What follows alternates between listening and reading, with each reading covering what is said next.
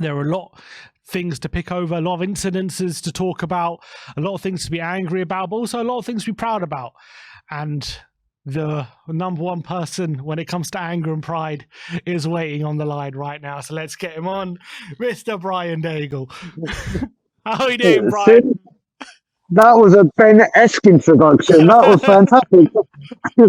Thank you, sir. Now, listen, tell you the truth, boys. I hope everyone's well. It's mainly going to be about pride, in all honesty. This game, listen, it's injuries, suspensions, VAR craziness.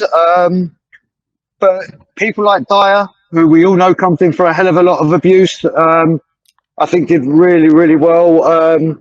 The subs came on, Pierre did well, but obviously Vicario, my God, he's player of the match, goalkeeper of the match, defender of the match. He's unbelievable.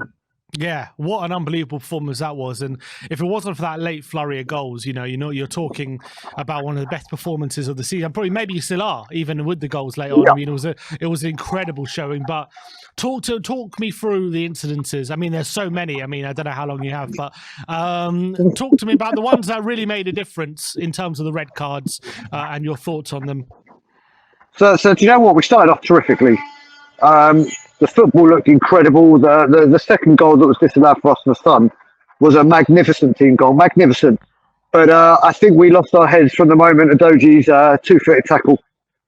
That was where we just, for 15 minutes, we just lost our heads. The goals that were disallowed. I'll tell you one thing. I want to know why, in God's green earth, the Premier League did not take this automated offside. I don't get this. Look how much time was wasted. There you go. So I mean, the clubs, it's ridiculous because look how long those breaks taken. Do you know what? I'm kind of putting that kind of responsible for Van der Ven's hamstring. All this stop start, their muscles getting rested. Van der Ven, I mean, the penalty. Listen, what I could see from the penalty, I was going bonkers at the Scotland yard. It was exactly like Curtis Jones for Liverpool, the kind of tackle. It was a red for them. So we're going to have to be honest and say it was a red for Romero. Vicario almost obviously saved the penalty. But then once Van der Ven went off, I mean, so we've now got Van der Ven out, Romero suspended, Udogie suspended. Very special mention. I think Porro was an absolutely incredible performance by him as well. But the referee and the VAR, I mean, everyone's talking VAR.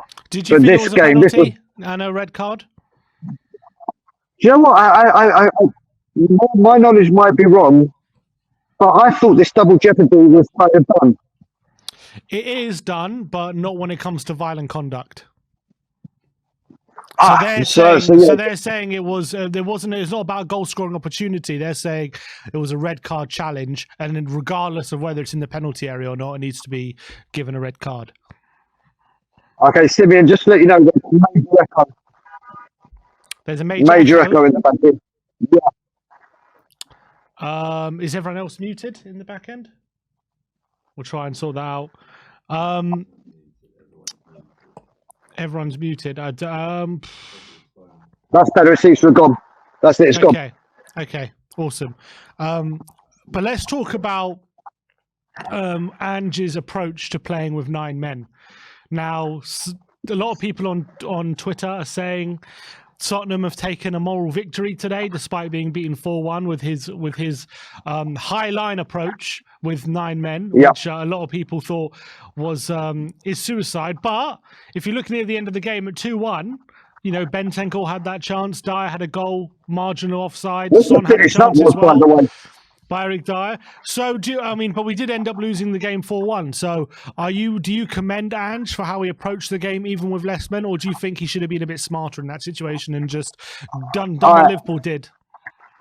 I think it's a bit of both, Simeon. Listen, we've heard Ange say no matter what, we're not going to change our ways. We're not going to change our ways. If Van der Ven had been on that pitch, this is why we can play the high line, because he's there and his pace gets us out of trouble. I think with Dyer and Emerson, it was asking for trouble. But do you know what? Until that second goal went in, we were holding our own. And then once the second goal went in, the floodgates opened, didn't they? I mean, Son could have got an equaliser right near the end. That finish from Dyer was sensational. But Andrew said, this is how we're going to play, and he stuck to his laurels. It's like Fulham, when people were saying about the changes he made and everything. Does he come in for a bit of criticism? Maybe. But you know what? He deserves enormous credit. He did everything he could. We knew this run weren't going to be an invincible. The team gave, and like I said, this team should take a lot of pride. Those players that played should be very, very proud of what they tried to do. They really should. Although I will say, I don't know, from what I was seeing, I think it was Kasuma's. He was very, very quiet today, and you thought you would have got more from him, especially when Maddison went off. I mean, I don't know what Simeon. The commentary we could hardly hear because it was so noisy in the Scotland Yard. What was it with Maddison? It was completely off the ball. He didn't get a touch. He just rolled his ankle a bit. And just said in his post-match comments that it doesn't seem too bad, but because we're already down to 10 men and he got a bit of a hit on the ankle, he just didn't want to risk it. And he knows like the 10 men are going to have to do a lot of running, and he just didn't think Anderson was up to it at that point, so he took him off. But hopefully it's not a long-term thing. But talking about the future, obviously there's a lot of talk about how well Tottenham are doing preceding this game. Now, this game, it seems as though all our luck has gone within 45 minutes of football, with Van de Ven looking like looks like a long-term one, to be honest. Romero's out for 3 games. Udogi's out for 1 game. Maddison, we'll have to wait and see how long he's out for. Now, do you feel like this specific game could have big ramifications for our season? Yeah, because I will say, first of all, with Van de Ven, that looked like, do you remember when we had the All or Nothing documentary and Harry Kane did his hamstring at Southampton? Mm-hmm. It looked like, it didn't look like a little tweak or a tear. That looked like a long term. And I will say, listen, I'm not going to go mad with Levy out, but this just goes to show how quickly something can change and how imperative it was to get a couple of reinforcements, like another central defender that we all spoke about, or not letting Sanchez go. Yes, we got Phillips, who I've got great faith in. Dyer, and I will say again, Dyer came on in the first half when we could have crumbled. He made some very, very important blocks. And do you know what? He played a hell of a lot better than I thought he would have. But it just goes to show how quick this can change. Yeah. And now we could be, I mean, we've all said that centre-back pairing is pivotal and vital to us. And now we definitely know it's a minimum of 3 games before we see either of them, isn't it? Yeah, and that's it's going to be tough. So what's your back for the next game? Mate, this is the thing. Well, the good thing is, once again, you're looking at the international break is coming again. So for once, when we've been bemoaning this, that's 2 weeks where Van de Ven can recuperate, and hopefully that'll obviously bring him back quicker, and obviously we won't miss him for vital games. Mate, listen, Porro's got to start right back. Left back, Jesus Christ, here we go. This is where who can you play now? Honestly, you look at it, Sessignon, I don't know how fit he is. To Phillips Dorrington, unless you think Højbjerg played so well today there, maybe he was brilliant. Centre back. Do you know what? Again, he's another player that's coming for stick. He was brilliant when he came on. Some of his recovery, he was magnificent today. But yeah, you look at it, I'm a big fan of Ashley Phillips. Is it too early to put him in? Is it Dyer and Emerson? We are bare bone now in defence, aren't we? Maybe just no centre back and play Vicario sweeper. Yeah, do you know what? And then put Forster in goal. Yeah, exactly. Put Forster in goal. Vicario and Lloris in centre back. Yeah, exactly. Just sweeping in front. Yeah, mate. Vicario's tackling. I mean, some of the saves were brilliant, but his timing for some of those he could have easily got a couple of yellow cards. And how Mudryk didn't get, I thought with Mudryk's foul on him was a red card. That's what it looked like to me. I don't know how bad. I mean, he did look so bad on the replay, but he did look very badly injured from it. But he seemed okay at the end. So I don't think it was red. Please, God.